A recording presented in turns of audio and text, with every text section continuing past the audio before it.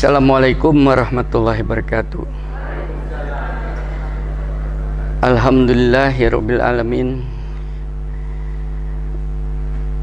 Wa ilahukum ilahun wahid la ilaha illa huwar rahmanir rahim.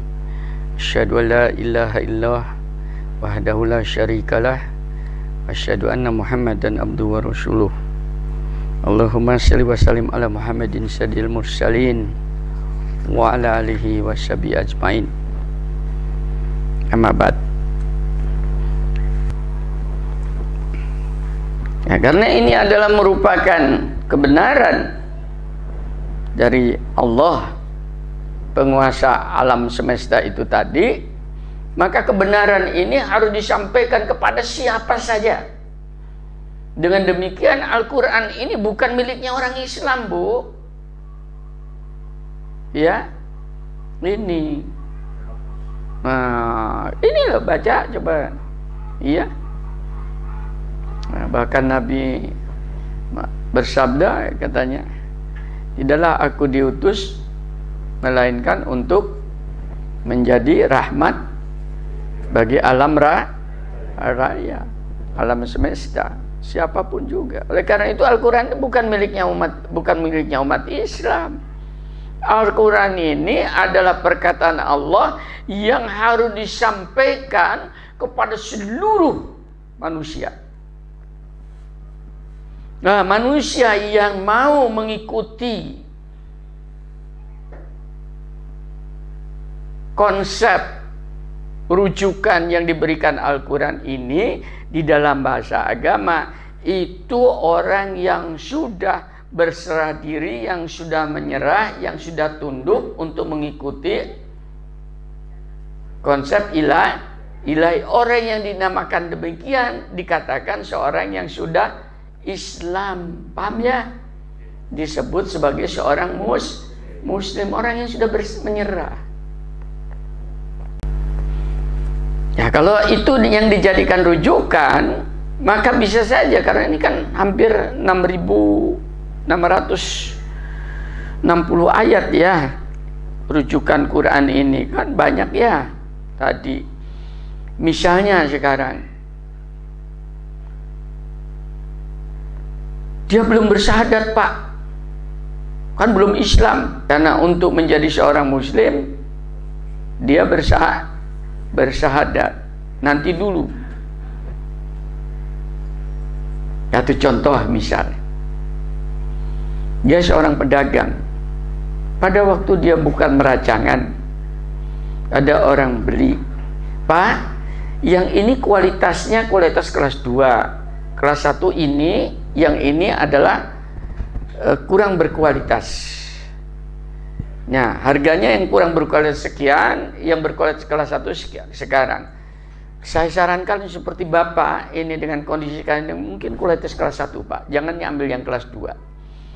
Yang jualan ini non muslim, belum syahadat. Paham? Ini sudah muslim belum? Nah, mulai kan bingung. Belum, Pak, karena belum syahadat. Nah, udah muslim nih. Belum, Pak. Akhlaknya Dia sudah melaksanakan ini begini, ini begini, ini begitu. Itu sudah menjalankan perintah Tuhan belum? Sudah, karena salah satu perintah Tuhan, pedagang, jangan kamu mengurangi sukatan. Tahu sukatan, Bu? Timbangan. Timbangan itu kan dua, satu kuantum berarti jumlah, yang kedua kualitas. Ya. Nah, orang ini sudah melaksanakan salah satu ayat dari 6.666 ayat. Salah satu ayat dia laksanakan, sekalipun dia tidak tahu bahwa itu adalah ayat Quran. Sudah melaksanakan tanpa sengaja, ya. Dan dia enjoy itu apa sih? Senang dengan melaksanakan itu, ya. Maka orang kayak demikian ini pada dasarnya dia sudah tunduk, sudah menyerah kepada aturan tuh salah satu ayat. Yang kedua, ini biasanya yang melaksanakan ini justru saudara-saudara kita ras Cina ya, yang berjualan di toko-toko ya, itu dia sudah melaksanakan itu. Satu, berarti dia tunduk, sadar atau tidak sadar, dia sudah tunduk untuk melaksanakan salah satu perintah Quran. Ibu datang ke pasar besar, atau di sini pasar besar Malang. Sudah, ini bagus bu, kualitasnya gini-gini, percaya nggak? Nggak percaya. Kenapa?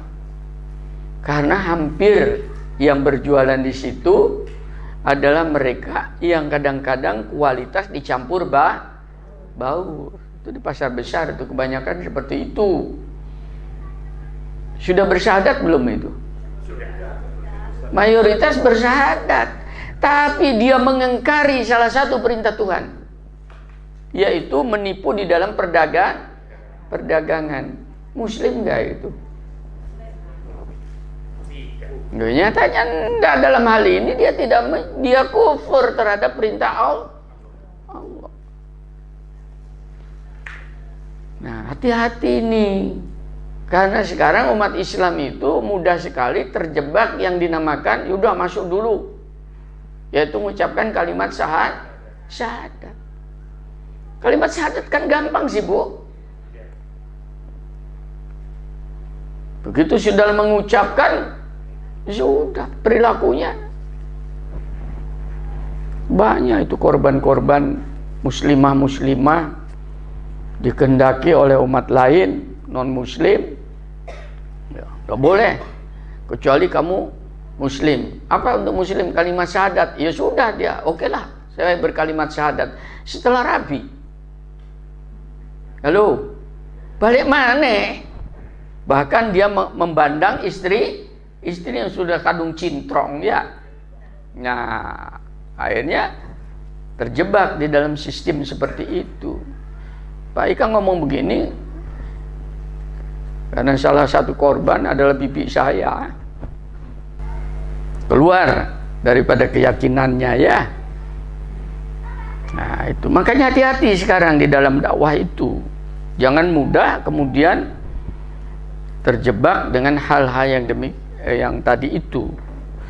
Nah, konsep ilahi ini begitu luas, begitu mendalam, dan begitu konsisten. Siapapun yang melakukan konsep ilahi itu, dia akan terselamatkan dunia akhiratnya.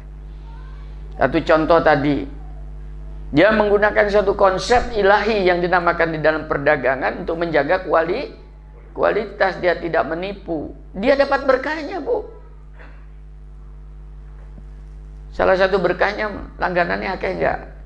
Insya Allah langganannya banyak, karena percaya konsumen merasa di situ ada jaminan mutu.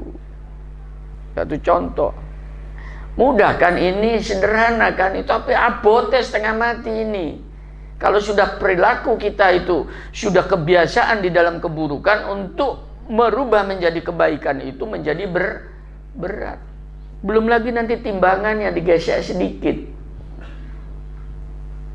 Ya, sedikit saja bu, yang tadinya hanya di sini geser sedikit saja, tapi sudah on-onan. Kalikan itu. Apa mana ini emas?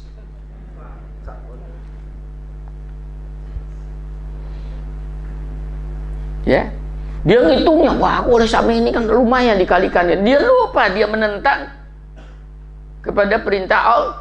Orang ini hidupnya tidak berkah. Hanya tinggal tunggu waktu saja memanen daripada kemungkaran terhadap firman Tuhan itu lagi. Jadi sebetulnya Al-Quran itu begitu detil untuk menyelamatkan manusia ini, yang dia sendiri tidak tahu mana yang baik dan mana yang buruk, maka dikasih oleh Allah. Nah, kalau kita menyampaikan Al-Quran ini tadi, kebenaran itu dengan dijual belikan, sebagaimana banyak di dalam televisi itu tadi, dijual belikan kan. Sudah anak-anak jadi mau balik menyampaikan dengan Quran, tutulan opo?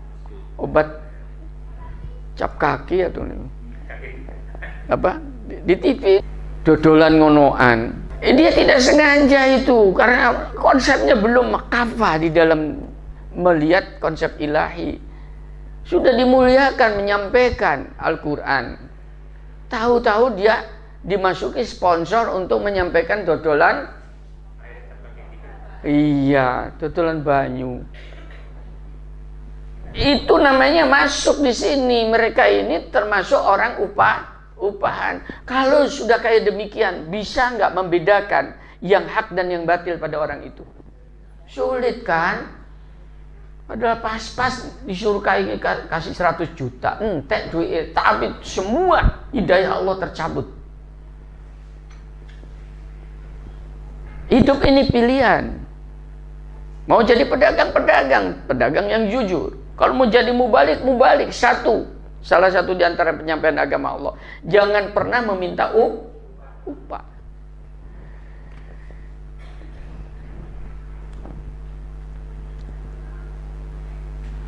Gak sugih Pak. Yang ngono gak sugih Pak. Lu memang kita bukan mengejar dunia, tapi ini adalah investasi akhirat. Ini pilihan hidup kok. Ya, bagi manusia-manusia yang masih ubud dunia, gak nutut itu. Belum, nanti saya buka surat-surat lain. Ya, surat-surat pendek. Surat An-Nahl, surat An-Naml, An-Najm, surat Ikhlas dan sebagainya. Belum, nanti begitu diomongkan, ternyata ayat-ayat Tuhan itu adalah hidup, dan untuk menghidupkan orang yang hidup, ya, itu pun kalau hatinya hidup. Kalau hatinya itu kemudian sudah kena sirosis, mengeras, dengan apa lagi? Ini untuk memperbaiki tadi sikap itu. Saya pernah di sini, Pak Ika angel iyo nek watu ono tambane, ya bisa diobati. Nek watek tambane opo? Sing biasa ngaciran yang ngaciran, sing biasa mangkelan, sing biasa meneng, ya apa? Di mana Al-Quran itu bisa merubah? Itu yang dirubah itu bukan watak, tapi sikap mental orang itu yang dinamakan alaq untuk menghasilkan sebuah perilaku yang baik, itu yang dirubah.